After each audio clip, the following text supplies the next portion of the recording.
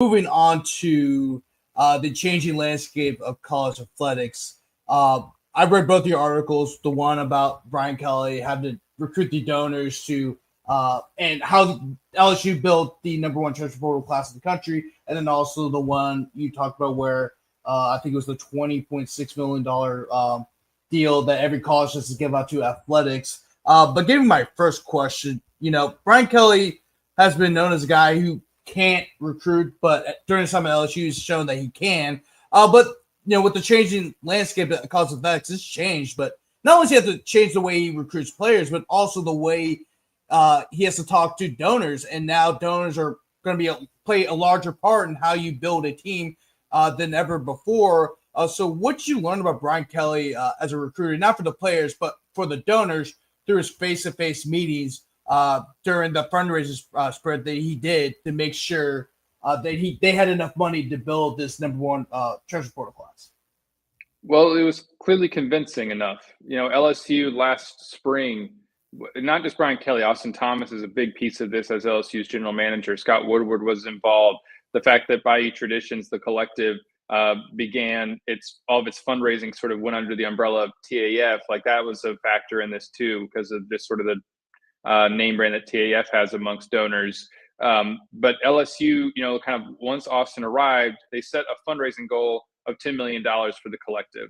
And LSU not only hit that, it exceeded that. And that was because of Brian Kelly and Austin Thomas and Scott Woodward like going to donors and people in the collective going to donors and pitching this vision of what they wanted to do in the transfer portal and what they needed for the roster, because this was a year in which you could still use the collective dollars. And before revenue sharing takes effect, LSU was able to front load at least $10 million to football players between basically January and the end of June. And before that stuff is scrutinized by the clearinghouse that is coming to fruition, and taking effect as a result of the House settlement. And so all the donors who I spoke to said that, obviously it was convincing because they gave the money. They ponied up what they needed. It was, they didn't want to keep seeing 8-4 types of seasons. And for LSU's roster to get to a better place, that's what recruiting is oftentimes nowadays. You got to be able to spend. And LSU had not been spending enough. LSU last year spent $5.5 million from the collective. LSU's collective, I should say, spent $5.5 million on the football team. And we heard other numbers getting thrown around, like Ole Miss spent more than 10. Ohio State's AD said they spent 20. Then LSU's talking about 5.5. I mean, that pales in comparison. And you could see it. I don't think there was quite the depth that LSU needed, the high-level talent. There wasn't enough of it. And so Brian Kelly has said on a few occasions, and you can choose to believe him or not, that was sort of a calculated decision, that they were waiting to really invest in this year's team. Well, if that's the case, and now you're pushing all your chips sort of in a way into this 2025 roster with a returning quarterback. And so we'll see if all these sort of financial decisions work out. I'm sure the donors are going to be expecting things now that they've ponied up even more money than they have in the past. And when I was reading your article, one of the beliefs that I had was, you've seen a lot more investment in the collective in NIL because of the Bryce Underwood decommitment from LSU to Michigan.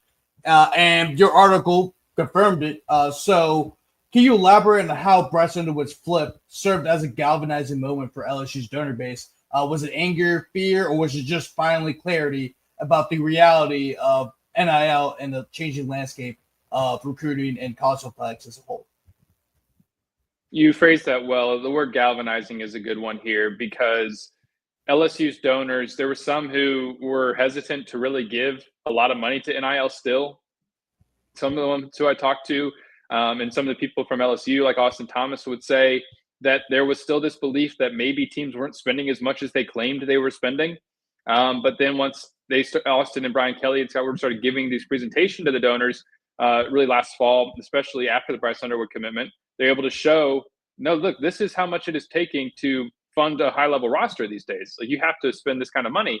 And there was still, I think, even going into the Bryce Underwood flip, some hesitancy to give. LSU had raised quite a bit of money for NIL. It had not yet reached its $10 million goal. One person at the collective who I spoke to said that he thought that they would, even if Bryce Underwood hadn't flipped, but that the Bryce Underwood flip just lit a spark within the donor base, because now Austin Thomas asked him about that, and he said that LSU had been planning to approach the transfer portal the way it did for months. That had really started, in particular, I think, kind of in August with their fundraising efforts. That they had, he'd been building this system to keep track of the roster, long before this. But that even he admitted that Bryce Underwood's decision did something amongst the donors to get them to pony up even more money and continue to invest. And that's really the effect that it had. Is internally, LSU people there have said, like, it didn't have a huge effect on what they were doing, what their plans were. Like, it didn't change the plan that they had in place. But externally with the donors, it absolutely got them to pony up more money and helped LSU sign this transfer portal class. As you said, ended up being number one in the country according to 24/7. And so, I think that momentum has continued into the early spring here, having the money to go and sign AJ Halsey and the other defensive tackle from USF. They were able to put the finishing touches on that class. And now it's going to be interesting to see, LSU kind of made this big push, but some of the donors are like, okay, well, we're going to do this big push, and then we're not going to have to anymore because of revenue sharing. And so we're going to see if that actually works out here, because that clearinghouse and all these enforcement things are going to have to work for NIL not to continue to be the thing that funds rosters like it has. Yeah, and you mentioned the the plan that Brian Kelly was giving out to donors, and that was the NFL salary cap model, which they used to determine what positions to pay for and how much they should pay for it.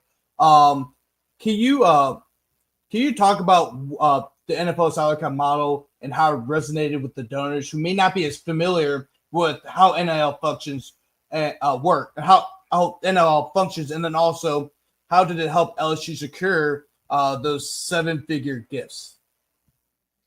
Yes, this was something that Austin Thomas began using when he was still at Ole Miss, working with the company who the name all of a sudden is escaping me. It's in the story.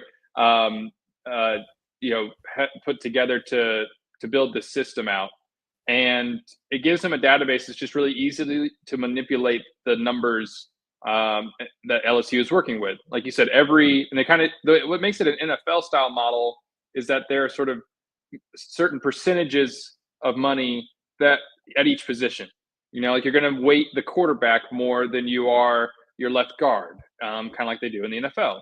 And that the amount of money you're spending on the quarterback is sort of similar to what it would be in the NFL in terms of the percentage of your cap. Obviously, the money itself is not the same.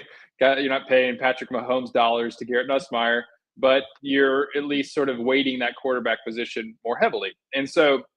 And he's able to manipulate that across the roster. And there may be years where they need to or want to invest more in a certain position. But what's cool about the database, he said, is that then it adjusts to that to still keep you under the cap.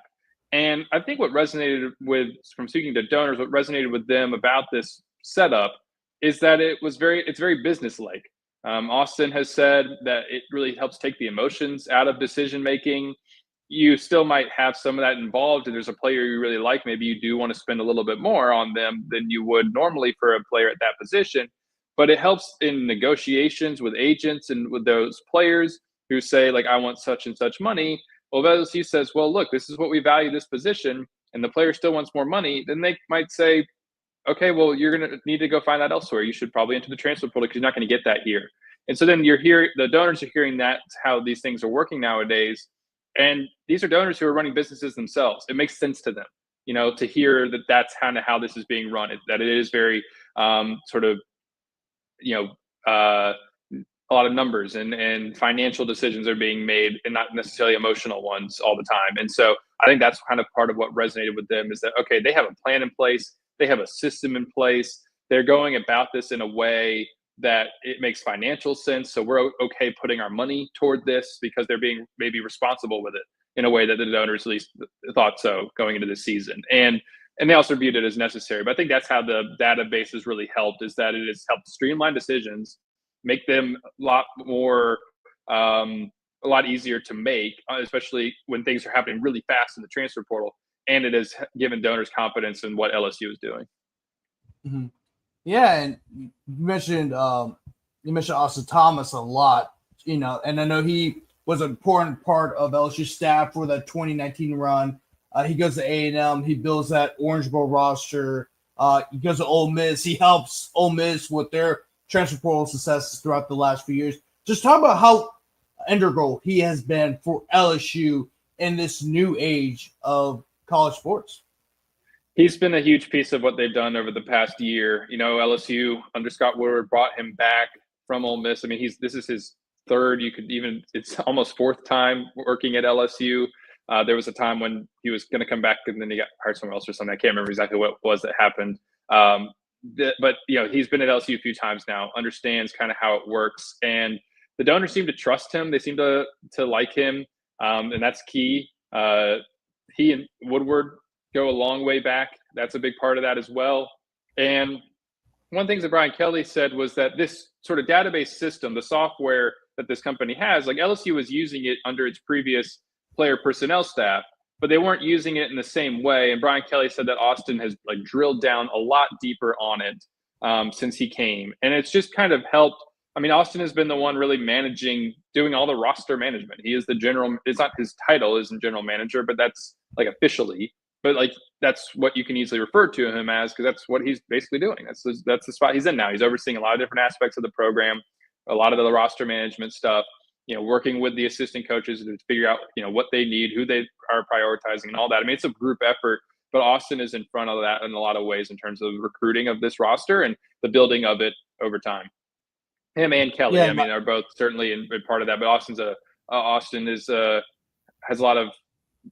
a lot of work on those things. Yeah, and actually, I was just pulling up your article to find out who that person was. It was Next Gen Prospect co-founder Mark Bittacourt. That was the person you referred to earlier.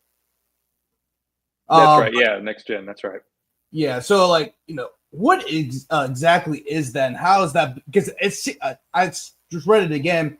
39 programs model that all use, which I think is really interesting. So you cut out for a second, Grant. Could you repeat the question? Yeah, so 39 teams are actually using the same thing that Austin Thomas is using.